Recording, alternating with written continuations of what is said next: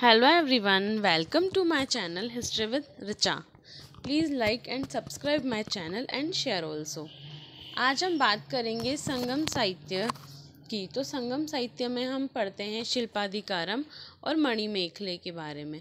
तो ये संगमकालीन महाकाव्य है और DSSB के एग्ज़ाम में UGC नेट और स्कूल लेक्चरर में संगम साहित्य से हमेशा क्वेश्चंस आते हैं।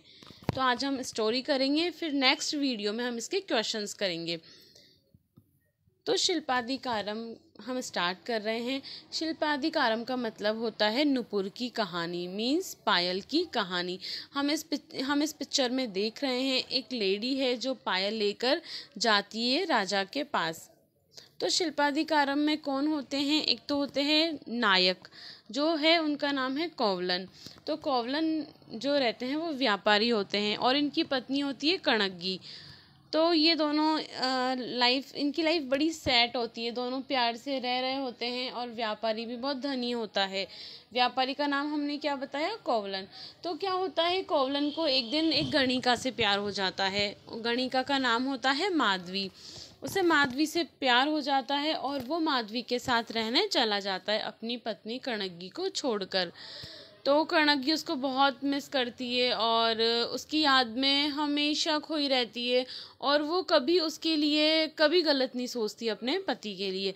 फिर धीरे धीरे क्या होता है, कणग्गी उसको हमेशा याद करती रहती है। अब कोवलन तो माधवी के साथ रहता है, अपनी प्रेमिका के साथ, तो वो गणिका होती है। तो वो उसके ऊपर ऐसा माना जाता है संगम साहित्य में कि वो उसके ऊपर लगभग 2000 स्वर्ण मुद्राएं लुटाता है।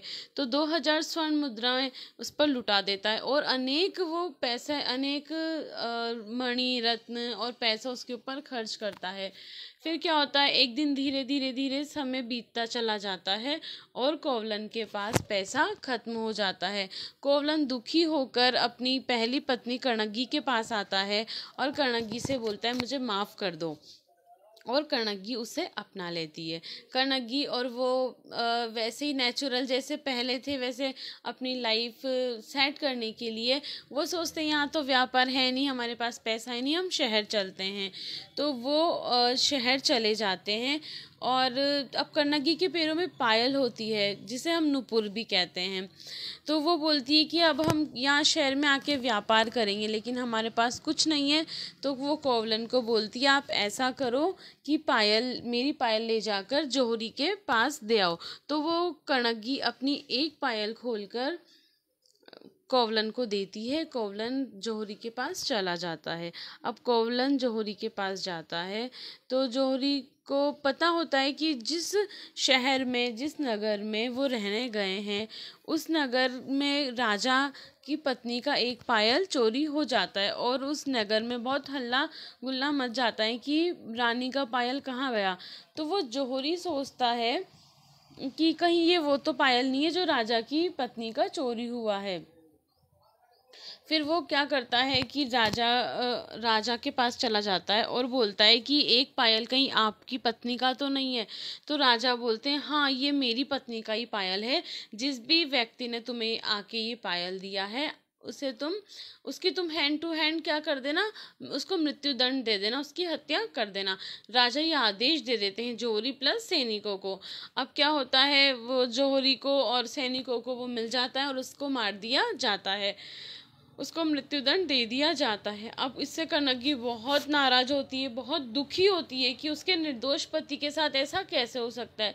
वो राजा के दरबार में पहुंचती है और राजा को बोलती है कि आप, वो अपना पायल लेकर पहुंचती है क्योंकि उसने एक ही पायल दिया था, और वो बोलती है कि आप इसको मैच करो। तो राजा जब देखते हैं तो वो बोलते हैं हाँ ये रानी के पायल से थोड़ा अलग है। तो उसके बाद राजा को बहुत अफसोस होता है, बहुत अफसोस होता है और राजा को इतनी ग्लानि फील होती है कि उसकी मृत्यु हो जाती है। लेकिन कणग्गी का गुस्सा शांत नहीं होता है। अब कणग्गी क्या करती है, अपने पति की मृत्यु के शोक में बहुत दुखी होकर वहीं पर राजा के दरबार में श्राप देती है कि मदुरै जलकर राख हो जाएगा, और मदुरै जलकर राख हो जाएगा, परंतु इसमें जो विधवाएं हैं और जो निशक्त जन हैं, बालिकाएं हैं, उनको छोड़कर सारा मदुरै जलकर राख हो जाए। और इसी तरह से मदुरा जलकर राख हो जाता है और कण्णगी को वर्तमान में पार्वती जी के रूप में तमिल में दक्षिण भारत में पूजा जाता है।